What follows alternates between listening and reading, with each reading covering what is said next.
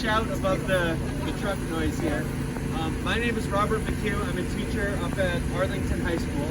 And last year, two of my students, Eva and Anna, did a project that I've been doing for a couple years now in class, where they can pick any spot in Dutchess County that they think is deserving of an historical marker, that doesn't yet have one, and apply for a grant through the Pomeroy Foundation to get funding for the marker.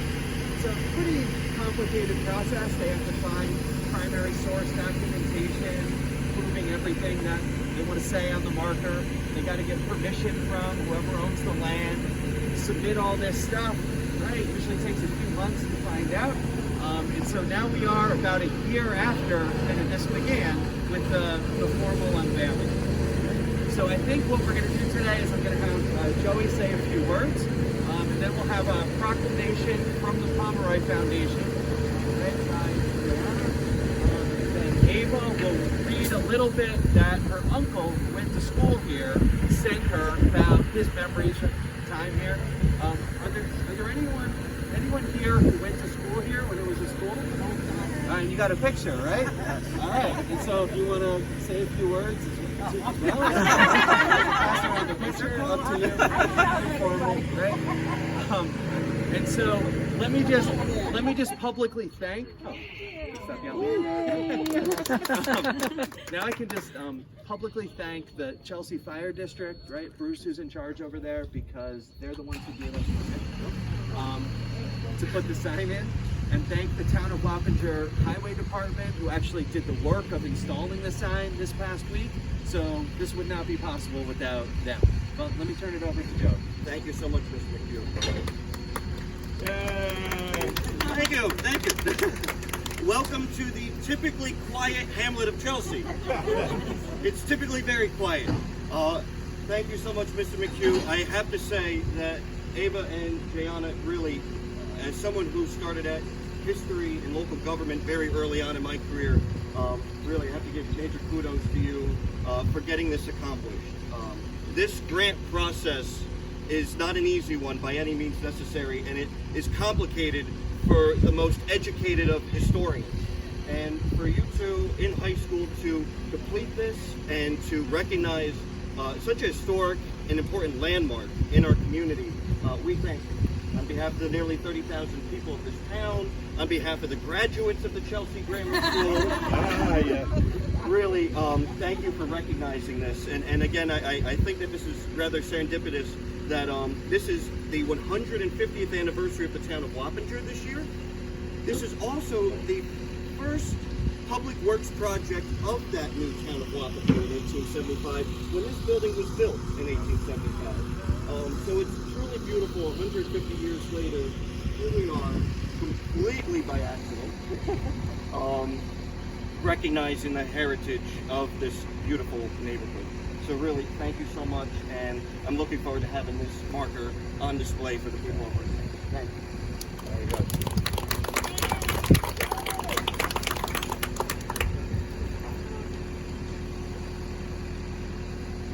This is a little something that my uncle sent me from his memory. So he says, I started kindergarten there in 1955 and left for St. John's the following year for first grade. The school closed June 1957, I believe. It was used for Boy Scout and Girl Scout meetings for years afterwards, and as a Boy Scout, I spent a lot of time there. The ball field was used every day in the warmer months before the parking lot infringed on it. You can still see the old baseball backstop down in the corner. Yes. My father grew up in Chelsea along with his 7 siblings. They all attended Chelsea School through 8th grade, from high school and weekends. There were no school buses back then, so kids got on the train in Chelsea to Beacon, then walked to the high school from the train station. It was quite a hike.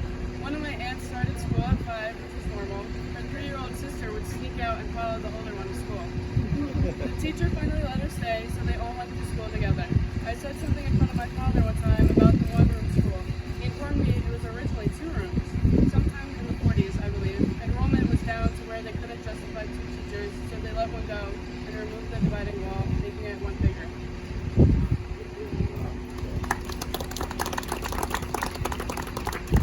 Well, I have something to read from Bill Pomeroy from the Pomeroy Foundation, who gave us the grant for the sign-up. Congratulations from all of us at the William G. Pomeroy Foundation on your historical marker commemorating the Chelsea Schoolhouse. We wish we could be with you for this special occasion during National Historic Marker Week. At the Pomeroy Foundation, one of our main initiatives is to help people celebrate their community's history. We do this by offering grants for markers and plaques nationwide, as well as several other history-related initiatives, such as Marker Weekend, which begins today and will celebrate through April 27th. We feel strongly that markers help educate the public, encourage pride of place, and promote cultural and historic growth. How did our mission come about? I have been passionate about history since my childhood.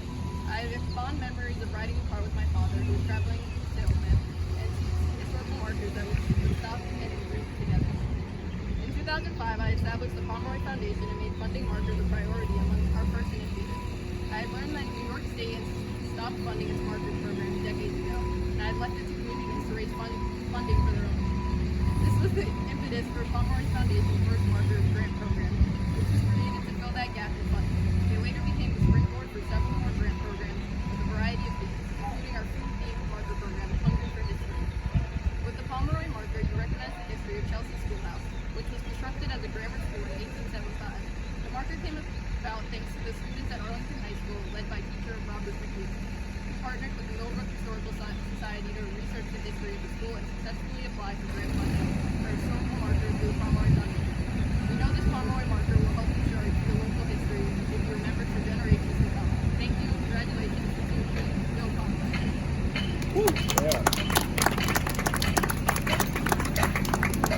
By the way, before we, it's going to be a struggle to get this off. By the way, we're going to try. Before we do that, just mention that, hey, if anyone happens to be in Millerton, which I know is nowhere near here, but also in Dutchess County, next Friday, a week from today, we have another historic marker going in, celebrating, I think it's probably the greatest athlete in the history of Dutchess County, Eddie Collins. He's a Major League Baseball player, Hall of Famer in the early 20th century. He was born in Millerton, grew up in Millerton until the ripe age of 8 months old when he left and never came back. But still, like, he's from Millerton, right? And so we're putting in a historic marker next Friday. All right, go for the time now.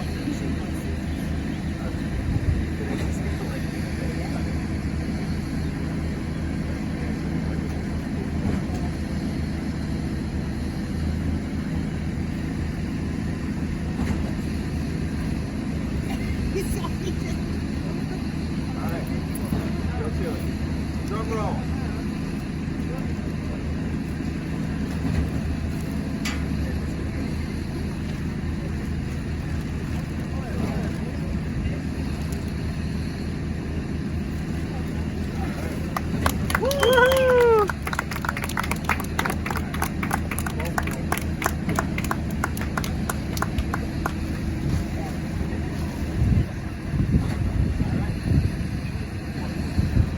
I guess that marks the end of the formal presentation.